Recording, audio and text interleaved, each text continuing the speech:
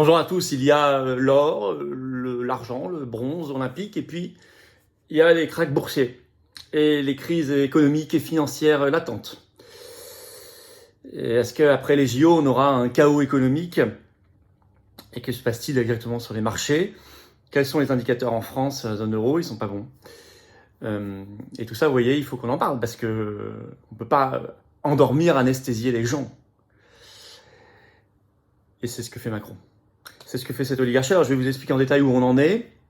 On va voir à quel point il est nécessaire d'être un pays souverain. Pour affronter la tempête, il faut maîtriser tout. Notre monnaie, notre budget, notre politique industrielle, agricole, économique, etc. Notre commerce. On va y revenir dans un instant. On va parler aussi de ce qui se passe sur les marchés financiers mondiaux. Cette accumulation de menaces qui peut aussi expliquer tout ça, y compris lié au contexte géopolitique. Bref, c'est une vidéo concrète, importante.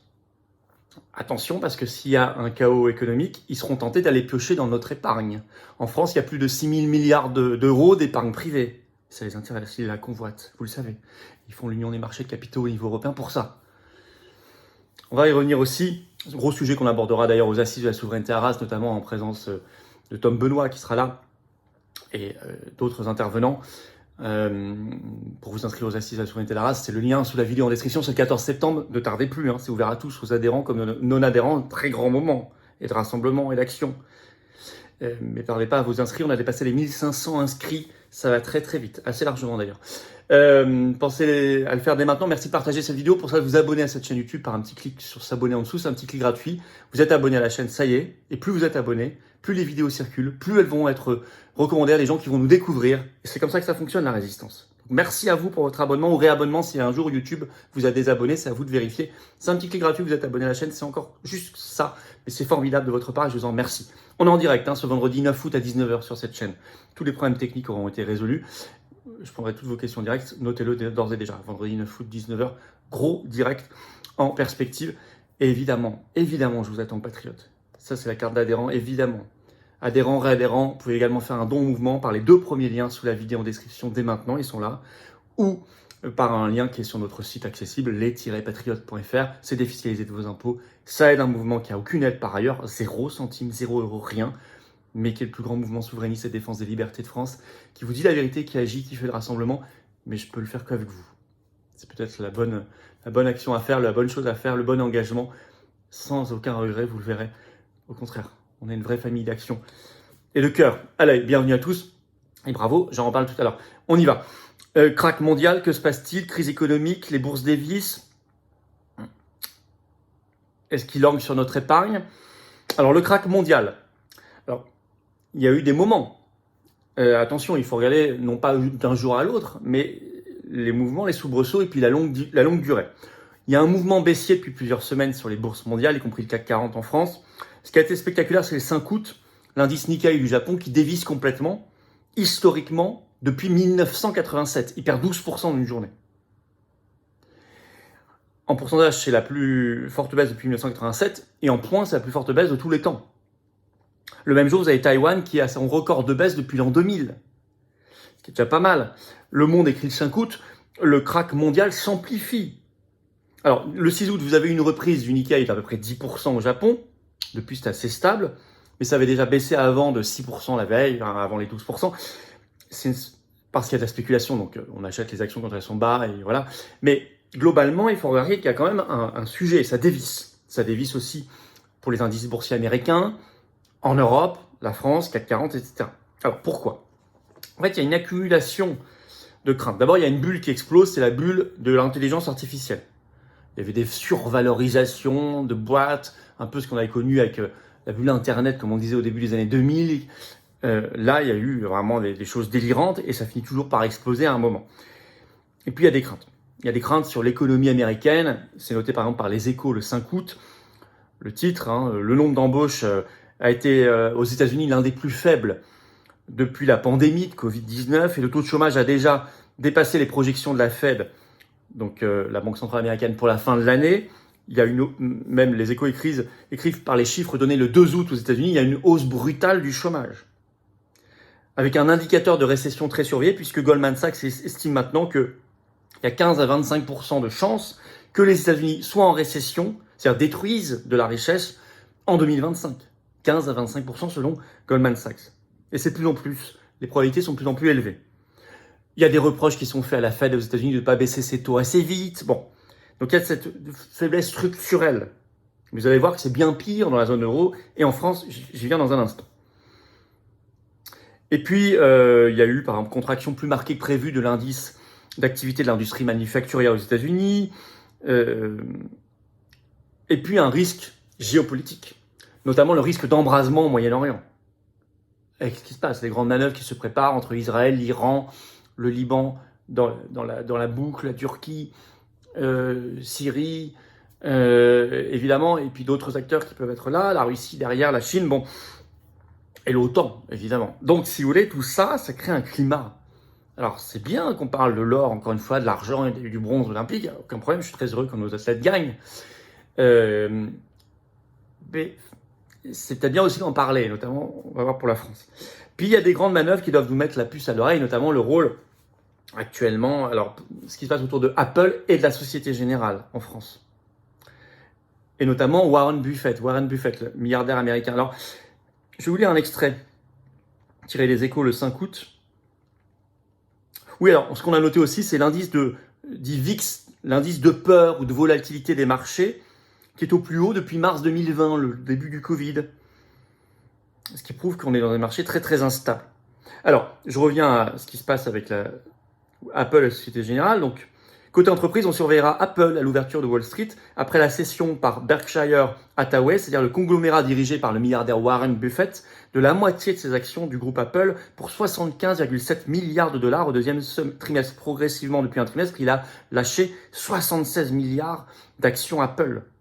La moitié de ses actions. Société Générale a annoncé avoir signé 2 accords exclusifs en vue de la cession de ses filiales de banques privées au Royaume-Uni et en Suisse à Union bancaire privée pour un montant total d'environ 900 millions d'euros, incluant les fonds propres. Manifestement, Société Générale a besoin d'argent. C'est aussi un sujet. Alors, je reviens à Warren Buffett qui se débarrasse de la moitié de ses actions Apple. Ça veut dire que, après le plus haut atteint par l'action Apple le 15 juillet dernier, ça veut dire qu'il sent un marché baissier. Lui, en plus, quand il agit, ça a un effet en plus.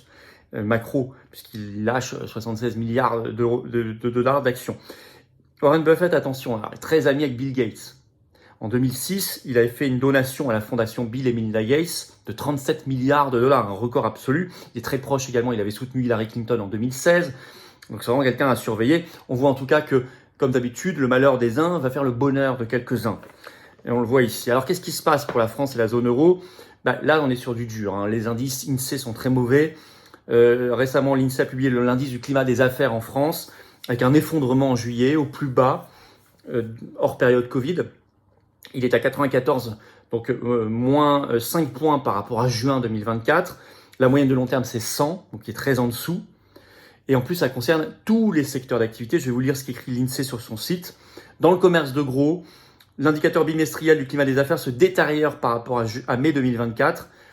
Dans les services, même chose. Dans le commerce de détail, y compris le commerce et la réparation d'automobiles, le climat des affaires se dégrade nettement. Dans l'industrie, je cite toujours, le climat des affaires s'assombrit aussi nettement, à cause notamment des carnets de commandes étrangers qui sont mauvais. Dans le bâtiment, l'indicateur de climat des affaires baisse légèrement, passe sous sa moyenne de longue période.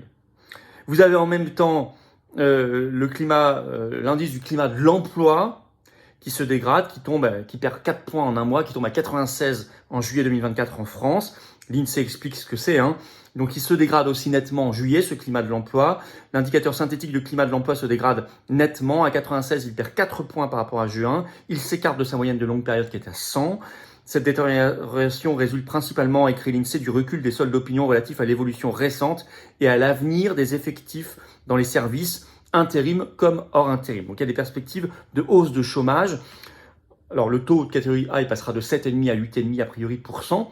Mais attention, pas se laisser enfumer par le simple taux catégorie A. Sur toute catégorie confondue, on est à 16% officiellement de taux de chômage en France, de A à E. Bon.